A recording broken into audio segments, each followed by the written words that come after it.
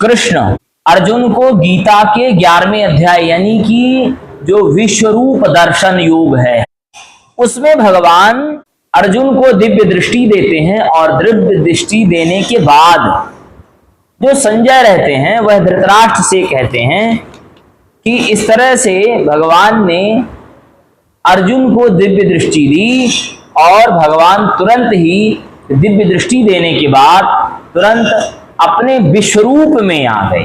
कैसे आ गए? भयंकर विकराल स्वरूप में आ गए। वह विकराल स्वरूप कैसा था वह देख करके संजय का भी आश्चर्य का पारावार न रहा, यानी कि भयंकर वह रूप था। आइए हम श्लोक के माध्यम से अगर समझें तो अनेक का मतलब क्या होता है? अनेक का मतलब क्या होता है? बहुत सारे। वक्र का मतलब क्या होता है? मुंह। बहुत सारे मुंह, तो बहुत सारे मुंह हैं तो बहुत सारे नेत्र भी होंगे। और नेत्र कैसा है? नेत्र और मुखमंडल भगवान का ऐसा है, अद्भुत दर्शन है। उसका दर्शन कैसा है? अत्यधिक अद्भुत है। और अनेक दिव्य आभरणम, अनेक दिव्य आभरण यानी होता है सोने चांदी के आभूषण। भगवान विष्णु की जो माला है वह किंजलगी की माला है और आपके कमल की माला, इस तरह से भगवान माला धारण करते हैं। तो इस तरह से भगवान माला धारण किए हुए हैं। और दिव्यानेको द्यता आयुधम, वह दिव्य दिव्य आयुधों को लिए हुए।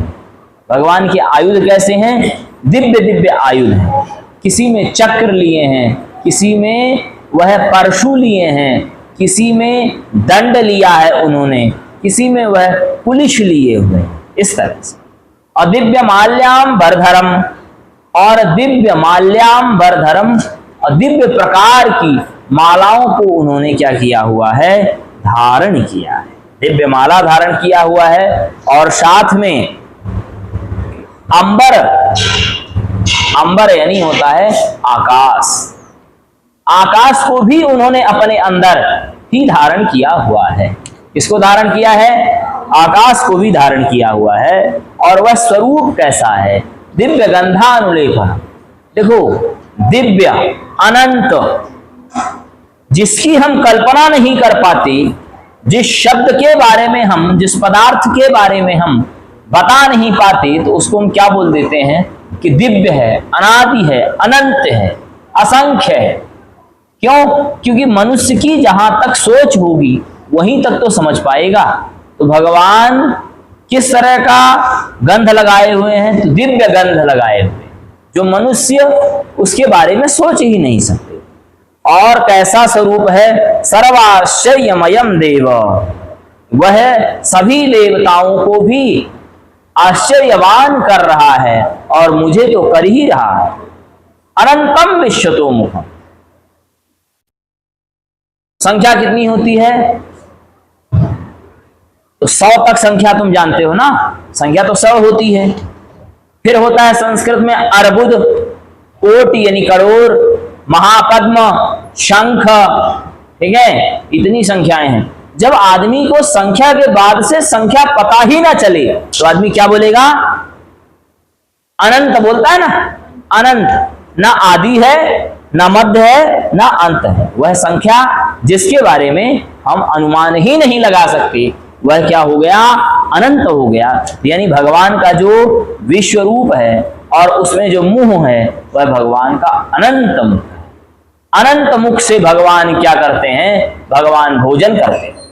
और अनंत मुख से भगवान ने क्या किया था कि दुर्योधन के द्वारा, किसके द्वारा? दुर्योधन के द्वारा एक बार दुर्वासा ऋषि आए। कौन ऋषि आए? दुर्वासा ऋषि आए। और दुर्वासा ऋषि आए तो दुर्योधन जानता था बहुत क्रोधी महात्मा है ये। तो दुर्योधन ने क्या किया कि उन्होंने कहा वर मांगो दुर्योधन। दुर्योधन ने कहा बहुत अच्छा टाइम आ गया मेरे पास। तो दुर्वासा ऋषि ने जैसे वर मांगने के लिए कहा, तो यानी पापी आदमी जो होता है बहुत मीठी मीठी बात करता है। दुर्योधन हाथ जोड़ के कहता है, भगवान मैं सबके लिए सोचता हूं पर मेरे लिए कोई नहीं सोचता। मेरे भाई हैं पंच पांडव, आप उनके भी पास जा करके उनको भी कृतार्थ करें। पर लेकिन वह दुर्वासा के अकेले नहीं चलते थे, 10,000 शिष्यों को लेके चलते थे। और जैसे ही वहां पर गए, जहां पर उनका शिविर था पांडवादि का, तो वहां जाके कहते हैं ऐसा है, देखो युधिष्ठिर, हम आते हैं स्नान करके, तुम 10,000 शिष्यों की भोजन की व्यवस्था करो।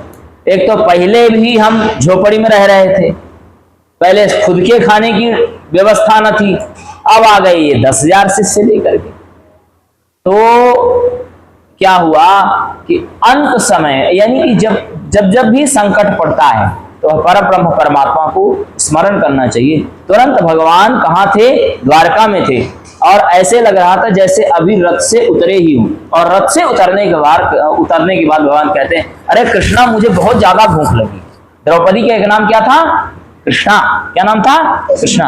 अरे कृष्णे, भोजन लाओ, मुझे बहुत ज्यादा भूख लगी।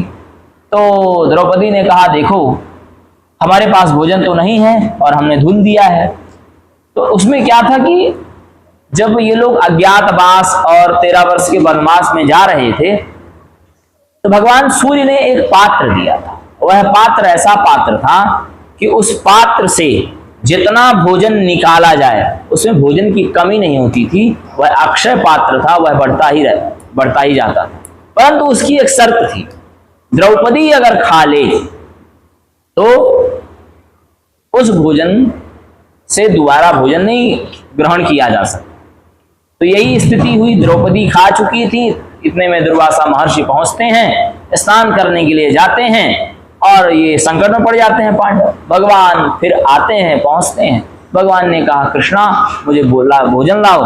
तो कहते हैं यहाँ इसमें तो कुछ नहीं है। कहते हैं कैसे कुछ नहीं? जा करके उसमें देखो, तो उस बटलोई में देखो, तो जा करके उसमें देखा तो किनारे में एक जो है साग की पत्ती चिपकी हुई थी। यानी कि भगवान के ही कृपा से उसमें एक पत्ता चिपका हुआ। भगवान ने तुरंत उस पत्ते को निकाला और संकल्प मात्र से अनंत मुख से संपूर्ण सृष्टि का उन्होंने पेट भर दिया। वही अनंत मुख है। अनंतम विश्वतो मुखम। यह जो पूरा संसार है कैसा है? अनंत मुख, परमात्मा यानी कृष्ण से चलाएगा। तो इसका मतलब ये थोड़ी भगवान शिव और भगवान राम की उपासना करना बंद कर दोगे तो वही रुद्र है, तो वही कृष्ण है, वही शिव है। शिव मृत्यु है, वह कल्याण है, वह सृष्टि को जन्म देते हैं ब्रह्मा। तो सब एक हैं, वे कोई अलग नहीं है। और इनके ऊपर द्वेष की भावना फैलाने वाले, इनके ऊपर भेदभाव की भावना फैलाने वाले ऐसे लोग मूर्ख की संज्ञा में आते हैं। भगवान से कभी द्वेष की भावना नहीं करनी चाहिए। अनेक वक्त नयनम अनेकाद्भुत दर्शनम अनेक दिव्याभरणम दिव्यानेकोद्यतायुधम दिव्यमाल्याम्बरधरम दिव्यगंधानुलेपनम सर्वाश्चर्यमयं देवम अनंतम विश्वतो मुखम।